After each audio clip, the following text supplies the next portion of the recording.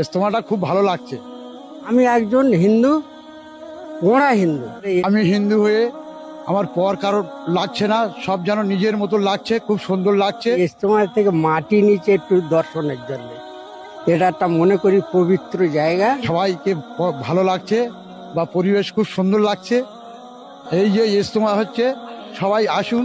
মুসলিম ছেলেটার কাঁধে উঠে এসেছি আমি। মুসলিমের ছেলে গাড়ি ভাড়া করে ও বাইকে তেল ভরে আমার এই জায়গা, আমার খুব আগ্রহ ছিল আসা। ওই মুসলিম ছেলেটার কাঁধে উঠে আমি এসেছি, এই বাইকে এইভাবে এসেছি। শেষ তোমার একটা পবিত্র জায়গা বলে আমি এখান থেকে এক টুকরো মাটি আমার পকেটের ভেতর নিয়েছি। কতটা খুশি আপনি? আমি তো বিরাট খুশি। মনে মনে হয় যদি আমার বয়স কম থাকতো আমি আজ থেকে যেতাম।